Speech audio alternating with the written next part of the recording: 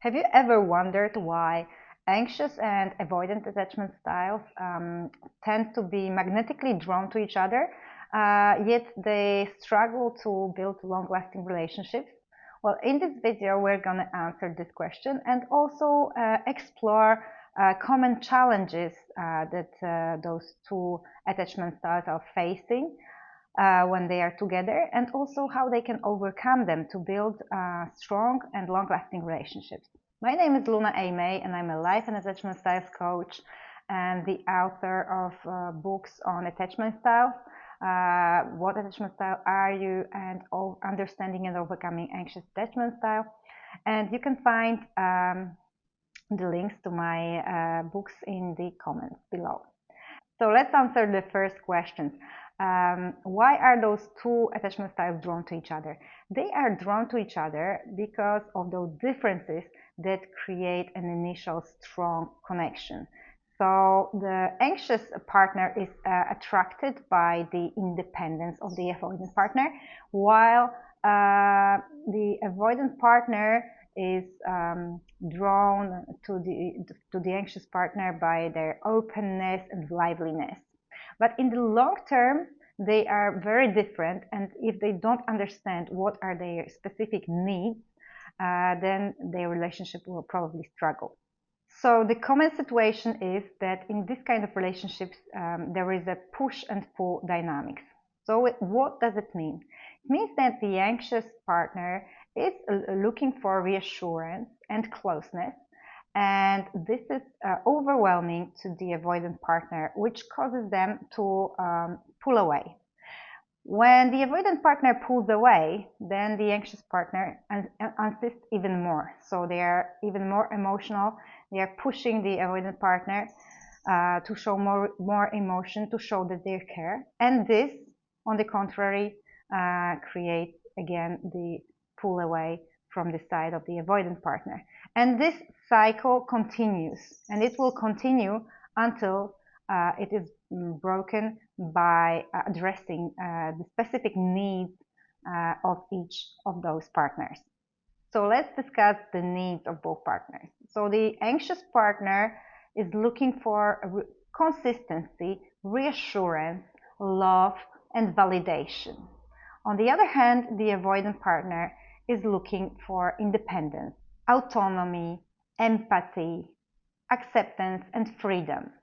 And when you think about it, and in the next discussion with your partner, try to recall their needs, then you might break the cycle of push and pull dynamics, because you will start to see your partner from a different perspective.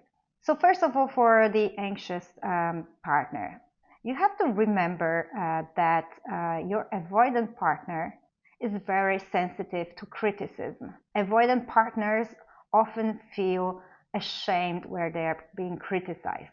So even when formulating what you need them to do, never start from the negative part. You can explain your feelings, but without being negative, because this negativity will appear to them as criticism, and you will activate their wound straight away. The other thing to take into consideration is that they are very sensitive to words. So while you are very emotional as an anxious partner, you tend to sometimes say things that you don't even mean, because you are so carried away by your emotions.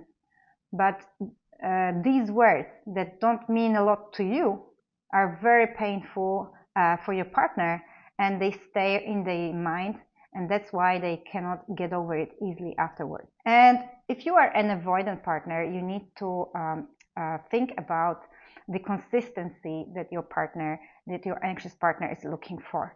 So they are very sensitive to even small changes in patterns. So for example, if you start replying to their messages less often, or giving them a little bit less of physical touch, they might interpret it as an abandonment from your side. The other thing to take into consideration is that, unlike you, they are not sensitive to words. They are sensitive to actions and inactions. So You're feeling neglected when you're not doing things for them. Another thing to take into consideration are the love languages, the 5 love languages. So I am sure that you have heard of them. So these are physical touch, words of affirmation, gifts, quality time, and acts of service. So those 2 attachment styles have different love languages. So for anxious partner, this is physical touch, quality time, and words of affirmation. And for the avoidant partner, it is acts of service, words of affirmation, and gifts.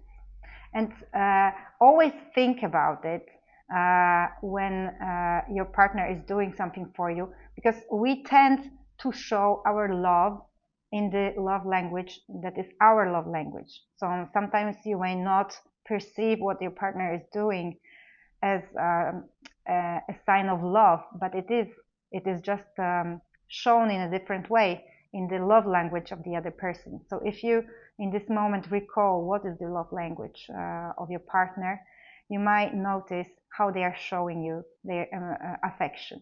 When it comes to inner work, anxious partner can work on self-soothing, so not relying also on external validation, and also working on their own independence. The other tip would be when you are, for example, communicating with your avoidant partner, try not to be emotional because emotions are overwhelming for the avoidant partner. So try to be as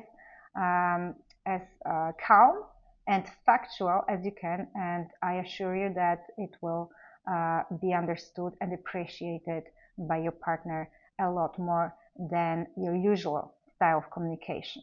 When it comes to avoidant partners, it is good to try to work on your openness and recognizing that being close to somebody doesn't mean necessarily that you're losing your independence.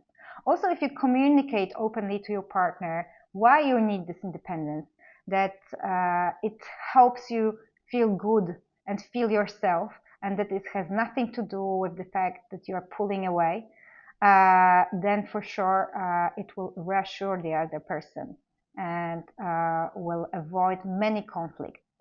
The other thing is, yes, this reassurance, as this is the basic need of anxious partner. They need this consistency and reassurance. So if you can think about small gestures that will show your partner that everything is good between you, it will be really helpful for your relationship. So if you take those advices and tips into consideration and try to apply them in everyday life, then it will help you to break this push and pull dynamic, and will help you to overcome those challenges that are common between your 2 attachment styles, and it will help you to build stronger relationships.